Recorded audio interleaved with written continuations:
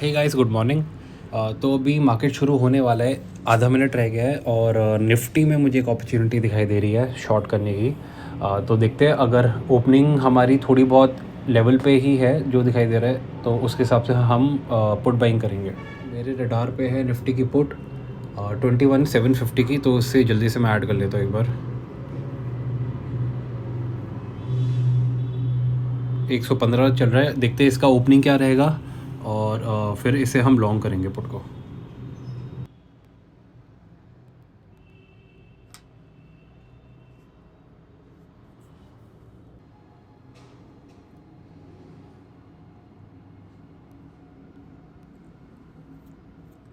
So guys, अभी Nifty की daily candle में ये चल रहा है, ये है आज की डे की कैंडल जो अभी स्टार्ट हुई है।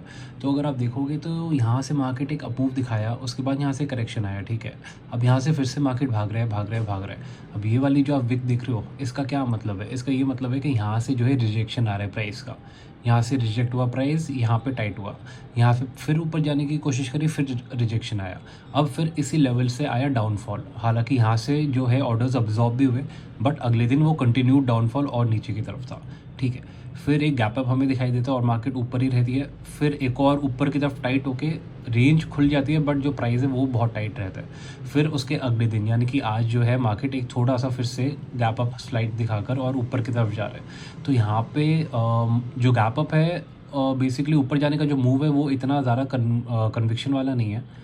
तो यहाँ पे बेसिकली अगर डाउन मूव नहीं आया तो स्कैल्पिंग की ज़रूर अपॉर्चुनिटीज़ मिलेगी यहाँ पे, और ज़्यादातर मैं डाउन साइड का ही ट्रेड लूँगा। देखते हैं हमारा एसएल हिट होता है या फिर हमारा ट्रेड हमारे हिसाब से चलता है। तो अभी ट्रेड का ये हाल चल रहा है। जो मुझे लगता है कि ट्रेड में एंट्री करने में थोड़ी सी जल्दी कर दी, वहाँ पे 2 से 3 मिनट और रुक के जब इस पुट का प्राइस और ज़्यादा नीचे गया था, वहाँ पे अगर बाइंग रहती तो थोड़ा सा ज़्यादा सही रहता। बट ठीक है, एनीवेज ऐसा भी हो सकता था कि पहली कैंडल पर ही मोमेंटम आ जाता तो हमारा ट्रेड मिस भी हो जाता। तो कहीं ना कहीं एक फ़ाइन लाइन ड्रॉ करनी पड़ती है फोमो और अपनी जो आपकी स्ट्रैटेजी उसके बीच में। ऐसा भी ना हो कि आप ट्रेड में एकदम ही कूद रहे हो, और ऐसा ना हो कि आपके हाथ से ट्रेड्स भी मिस हो रहे हैं। बट कहीं ना कहीं यही कहते हैं कि ट्रेड को मिस करना फिर भी ठीक है, रादर दैन आप गलत प्राइस पे एंट्री कर रहे हो। हालांकि यहाँ पे इतनी ज़्यादा गलत प्राइस पे एंट्री नहीं हुई है, 5-6 पॉइंट ही इधर उधर हुआ है, और मेरी क्वांटिटी भी 150 है। बस 3 लॉट में ट्रेडिंग है ये निफ्टी में, 50 का लॉट होता है जैसे कि आपको पता ही होगा। तो गाइज़, ये वाला ट्रेड जो है चल चुका है जैसा कि आप देख पा रहे हो, और निफ्टी में भी नीचे ही नीचे जाता जा रहा है, रेड कैंडल्स बनती जा रही है। हालांकि अभी एक सपोर्ट ज़रूर आया है जहाँ से मार्केट ऊपर जाने की कोशिश करी है। तो देखते हैं, अगर थोड़ा सा काउंटर मूव आया तो एग्जिट करेंगे अपनी पोजीशन, नहीं तो अभी कंटिन्यू करेंगे होल्ड करना। सो गाइस, निफ्टी में डाउन साइड का मूव आ गया है, मैंने यहाँ पे पुट बाय करा हुआ। बात रही अभी करंट जो चल रहा है, ये है सिचुएशन। तो भाई लोग, जैसा कि मैंने आपको डे कैंडल पे बताया था निफ्टी की कि यहाँ पे मार्केट का सस्टेन करना इजी नहीं है। उस टाइम पे जब खुला था, यहाँ पे एक अपवर्ड मूव आ रहा था, ग्रीन कैंडल बनने की कोशिश करी थी। अब उसके बाद देखिए कितना बड़ा यहाँ पे एक नीचे का फॉल हमें दिखाई दे रहा है। अब देखना ये है कि निफ्टी आगे अपनी थोड़ी बहुत सपोर्ट के ऊपर वहाँ से क्या रिवर्स करता है, हमारा एसएल हिट कराता है, या फिर जो है हम अपना कुछ प्रॉफिट बुक कर पाएंगे। तो गाइज़, यहाँ पे निफ्टी ने नीचे का एक अच्छा मूव दिखाने के बाद यहाँ पे इतनी स्ट्रॉन्ग बुलिश कैंडल बना दी है। इसे कहते हैं बुलिश एंगल्फिंग कैंडल, यानी कि इस वाली कैंडल ने जो है, जो इसके पहले बेरिश कैंडल थी उसे पूरा कवर कर लिया ऊपर की तरफ तक, ठीक है। बट अगर आप देखोगे, यहाँ पे डोजी बनी पड़ी थी पहले, वहाँ से एक अच्छा ऊपर का मूव आया, ठीक है। यानी कि ये वाला लेवल इंपॉर्टेंट हो गया। अब मैं आपको और दिखा देता हूँ, ये 5 मिनट का चार्ट है, ये देखो, यहाँ पे मार्केट टिकी, यहाँ पे टिकी, इस वाली लाइन पे सबसे ज़्यादा टिकी। आप लाइन देख रहे हो, मैं देख रहा हूँ जोन, ठीक है। एक जोन ड्रॉ कर देते हैं, ये देख रहे हो, इसका जो बेस है, यहाँ से एक जोन ड्रॉ करते हैं, यहाँ से, और ये डोजी भी हमारी कवर हो गई इसमें, ठीक है। इसे अगर राइट में एक्सटेंड करोगे तो ये देखो, एकदम यहीं से मार्केट ने बाउंस बैक दिखाया है। तो अगर आज स्कैल्पिंग का डे है तो फिर यहाँ से हमें ऊपर का मूव दिखाई दे सकता है और हमारा सारा प्रॉफिट हो सकता है ख़त्म। तो यहाँ पे ज़रूरी है कि एक एसएल फॉलो करा जाए। बाकी जितना मुझे लग रहा है कि ये जो है एक रिट्रेसमेंट में इसे ज़्यादा मान रहा हूँ अभी तक, ठीक है। एक बार यहाँ पे रिट्रेसमेंट ड्रॉ करके दिखाता हूँ। देखो, जब तक ये 0.5 रिट्रेसमेंट तक रहे तब तक ठीक है मेरे लिए। अगर यहाँ से मार्केट वापस हमारे फेवर में आ गया तो अच्छी बात है, ऊपर निकल गया तो एसएल। तो गाइज़ यहाँ पे 0.5 रिट्रेसमेंट तक आ गया है हमारा जो प्राइस है। अब यहाँ पे हालांकि प्रॉफिट तो कम हो गया है काफ़ी ज़्यादा, बट स्टिल प्रॉफिट में अभी भी हो। तो यहाँ पे मैं एक काम करना चाहूँगा, जो अपनी क्वांटिटी है वो मैं यहाँ पे ऐड कर सकता हूँ एक लॉट से। अब देखते हैं कि थोड़ा सा क्या रहता है यहाँ पे। ऐसा भी ना हो कि मार्केट बिल्कुल ही यहाँ पे पलट रहा हो। तो यहाँ पे ऑब्ज़र्व करना बहुत इंपॉर्टेंट है, जो आपका रिट्रेसमेंट लेवल अगर कुछ आपने लगा रखा है, और फिर उसी हिसाब से फिर जो होता है आपका SL वो भी मॉडिफाई हो जाता है जब आप अपनी क्वांटिटी बढ़ा देते हो, चाहे एक ही लॉट से बढ़ा रहे हो। तो यहाँ पे एक लॉट ऐड करते हैं। शुरू करा था मैंने 3 लॉट से, अब हो गया है एक और लॉट ऐड करके 200 क्वांटिटी, मतलब 4 लॉट।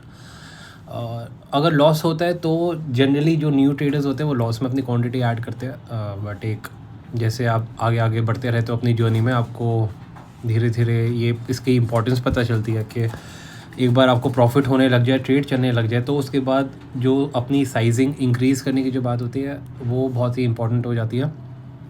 तो वो भी देखते हैं क्या रहता है आगे। सो गाइज़ हमारे ऑप्शन ने एक नया हाई लगा दिया है। अब यहाँ पे एक इम्पॉर्टेंट ट्रेंड लाइन भी आ रही है। मैं कहीं ना कहीं उसी के अराउंड एग्जिट करूँगा और ऑप्शन का प्राइस भी देखूँगा जहाँ पे दोनों मैच कर जाए। मतलब ऑप्शन का जो मेरा पुट का प्राइस है वो बड़ा होना चाहिए और ट्रेंड लाइन के आसपास होना चाहिए जो एक रेजिस्टेंस है, तो वहाँ पे मैं एग्ज़िट करने का सोचूंगा अब।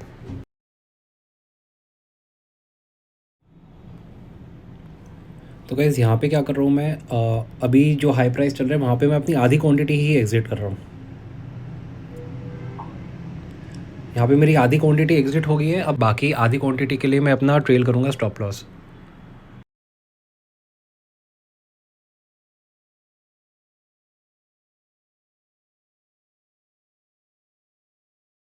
और यहाँ पे अब 2 ही चीज़ें हो सकती है, या तो ये जो मेरा प्रॉफिट है घट जाए और जो 100 क्वांटिटीज़ है उसके लिए मेरा स्टॉप लॉस हिट हो जाए, या दूसरी चीज़ ये हो सकती है कि हमें और भी ज़्यादा डीपर लेवल्स देखने को मिले। इसलिए मैंने अपनी 100 क्वांटिटी होल्ड भी कर रखी है। तो देखते हैं अगर ये हमें थोड़ा सा और प्रॉफिट दिखाता है तो वहाँ पे हम अपनी रिमेनिंग पोजीशन को भी बुक कर लेंगे। सो गाइज़ यहाँ पे एक और स्पाइक देखने को मिल गया है, तो तुरंत कर रहा हूँ मैं अपनी पोजीशन एग्ज़िट। अब यहाँ पे हमारी हो गया है 11,000 का प्रॉफिट। कॉन्ट्रैक्ट नोट में देखने कितनी ब्रोकरेज लगी है, 173 लगी है।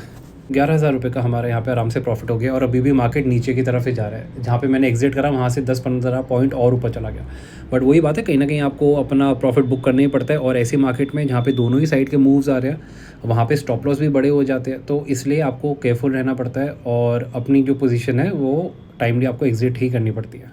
तो भाई लोग, कल मैंने बहुत ही इंटरेस्टिंग कोट पढ़ा था कि जो नया ट्रेडर होता है उसकी आदत होती है ट्रेड को शुरू करना, और जो एक एक्सपीरियंस ट्रेडर होता है उसकी आदत होती है ट्रेड को क्लोज करना। तो हमें यहाँ पे हो गया प्रॉफिट।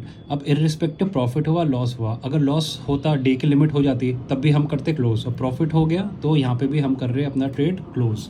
तो इसे करते हैं जल्दी से बंद, क्लोज, और इसे भी करते हैं अपना क्लोज़।